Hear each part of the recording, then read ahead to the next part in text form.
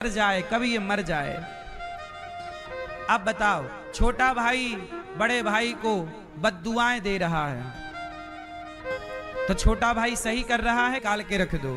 तो थाली में दाल चावल सब्जी रोटी, माना कि किसी साधु के नाम से निकल।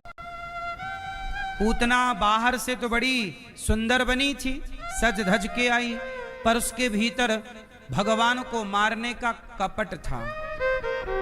इसलिए भगवान कहते हैं कि जिसका बाहरी स्वरूप सुंदर होगा पर भीतर से वह सुंदर नहीं होगा।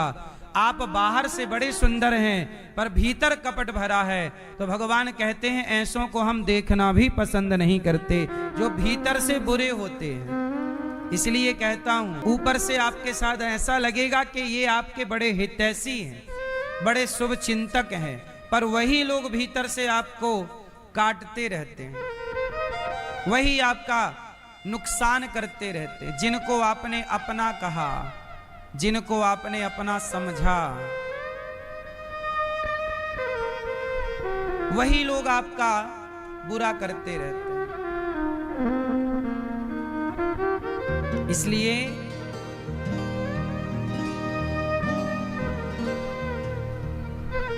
आप लोगों से मेरी प्रार्थना है कि कब भगवान की शरण में आओ। पूतना का उद्धार हुआ, कंस का कर चुका के नंद बाबा लौटे। मैया गोदी में लेकर बैठी हैं कन्हैया को। एक सखी बोली, कन्हैया आ बैठ मेरी गोदी में, तुझको निहार लूं, हाय नजर ना लग जाए, तेरी नजर उतार लूं। आ बैठ मेरी गोदी में, तुझको निहार लूं। सच बताओ मेरी माँ, जिस दिन कन्हैया आपके मन को चुरा लेंगे ना, उस दिन आप संसार के काम के रह ही नहीं जाओगे। हाँ या ना? आप संसार के काम के तब तक हो जब तक आपके चित्त की चोरी नहीं हुई।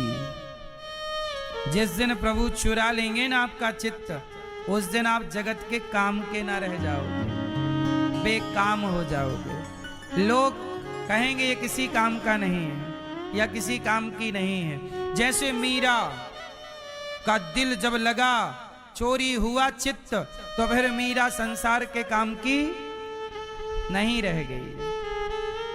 सूरदास जी, तुलसीदास जी फिर सबके काम के। सुनो, सूरदास जी का जन्म हुआ, बोलो हाँ। सूरदास जी जब जन्म लिए तो अंधे थे, जन्म से अंधे। तो सूरदास जी के माता पिता बोले, हे भगवान, है कैसा बेटा हुआ है, अंधा। माँ बाप की ना कोई श्रद्धा नहीं जागी, अंधा बेटा। एक दिन क्या हुआ, सूरदास जी के पिता बहुत गरीब थे। संयोग से वो कहीं राजा के दरबार में गए तो उन्हें सोने के 2 सिक्के मिले। सोने के 2, राजा ने दक्षिणा दी होगी, ब्राह्मणों को भोजन वोजन कराया होगा, तो राजा ने खूब दक्षिणा दी। सोने की मोहरें कहीं सुरक्षित जगह पर रख दी। रात को आया चूहा, और चूहा वो सोने की मोहरें मुंह में दबा के अपने बिल में लेके चला गया। चूहा तो चूहा, शरारती, दोनों मोहरें ले गया। अब सवेरे जागे सूरदास जी के पिताजी। उस समय सूरदास जी लगभग 8-10 साल के रहे होंगे, छोटे ही हैं अभी, बहुत बड़े नहीं हैं।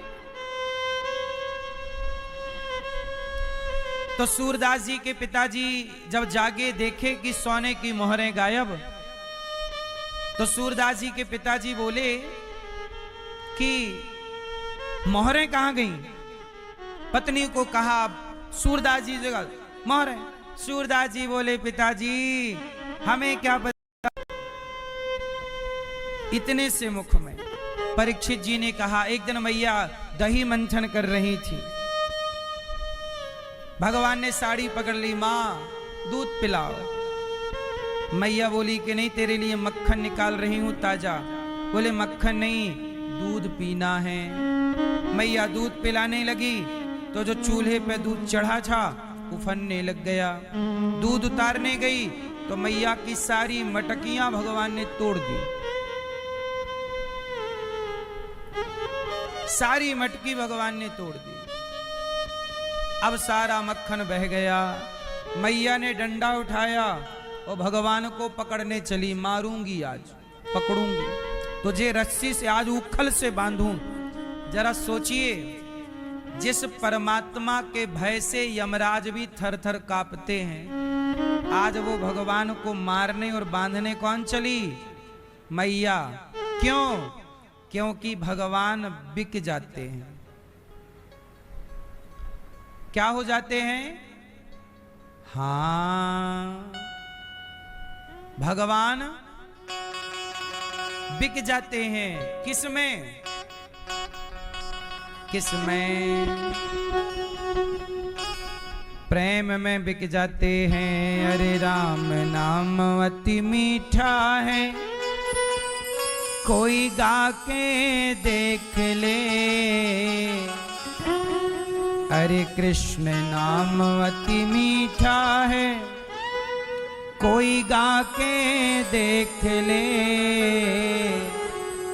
आ जाते हैं राम। हो गया भगवान पर संदेह हो गया। तुरंत ब्रह्मा जी आए और भगवान के सारे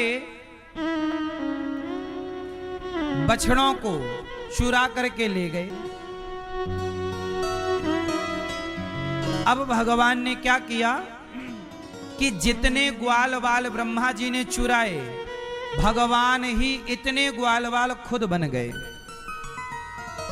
भगवान इतने ग्वाल बाल क्या हो गए? स्वयं बन गए।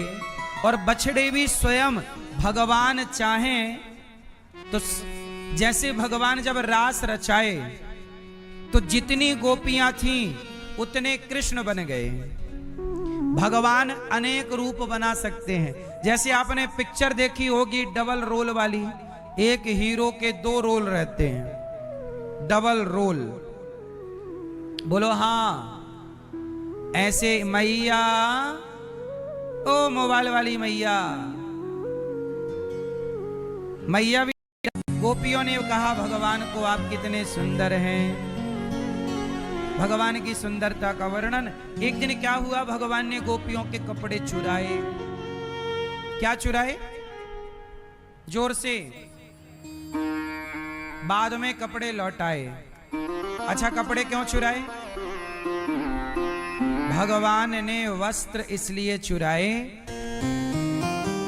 क्योंकि नहाती, परसों नहाती, फिर ये गलत परंपरा समाज में चल पड़ती तो समाज की कुप्रथा, कौन सी प्रथा? कुप्रथा, गलत प्रथा को बल ना मिले, गलत प्रथा को समाप्त करने के लिए प्रभु ने चीर हरण की लीला की और बाद में गोपियों के वस्त्र लौटाए। परीक्षित जी ने कहा कि प्रभु, ये माता यशोदा ने कभी मैया भगवान को दूध पिलाती हैं, कभी मैया श्रृंगार करती हैं, कभी मैया कन्हैया के संग खेलती हैं। ये सौभाग्य कैसे मिला? ये सौभाग्य कैसे मिला?